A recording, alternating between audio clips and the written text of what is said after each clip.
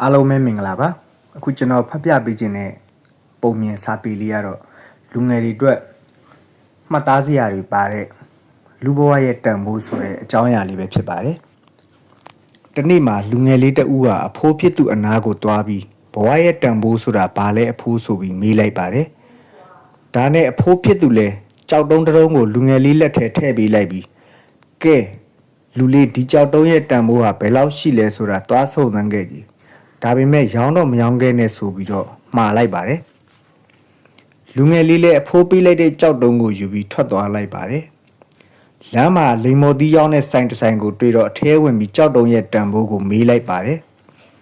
ဈေးတဲ့ကဒီကြောက်တုံးဆိုရင်လိမ်မော်သီး12လုံးတော့ရမယ်ယူမလားဆိုပြီးဈေးဖြတ်လိုက်ပါတယ်လူငယ်လေးလည်းအဖိုးဖြစ်သူကမယောင်းနဲ့လို့မှားထားတဲ့အတွက်ဈေးတဲ့ကိုတောင်းမှန်ပြီးပြန်ထွက်လာခဲ့ပါတယ်ဆက်ပြီးမကြခင်ဟင်းသီးဟင်းရွက်ရောင်းတဲ့ဆိုင်တစ်ဆိုင်ကိုတွေ့ပြီးအထက်ပါအတိုင်းဈေးတဲ့ကိုကြောက်တုံးရဲ့တန်ဖိုးကို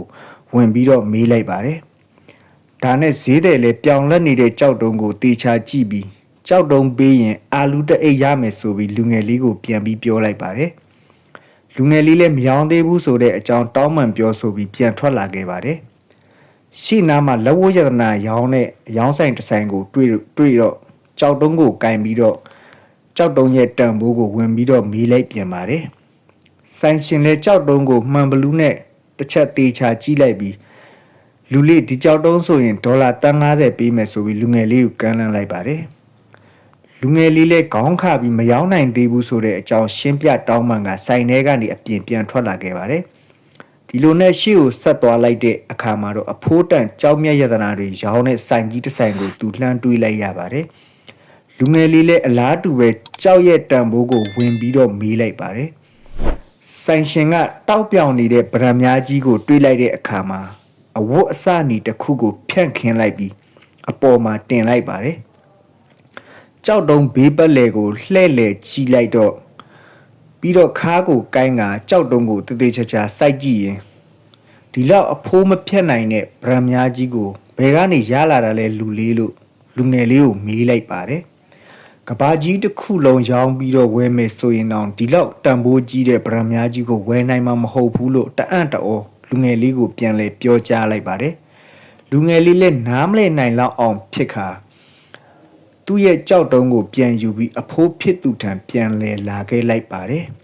အဖိုးဖြစ်သူကိုသူကြုံတွေ့ခဲ့ရတာတွေတခုမကြံပြန်လဲပြောပြပြီးတဲ့နောက်ကဲအဖိုးအခု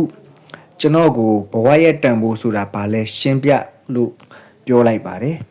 ဒါနဲ့အဖိုးဖြစ်သူကဘဝရဲ့တန်ဖိုးကဘာလဲဆိုတာငါမြေသွားခဲ့တဲ့လိမ်မော်သီးဆိုင်ဟင်းသီးဟင်းရွက်ဆိုင်လက်ဝတ်ရတနာဆိုင်နဲ့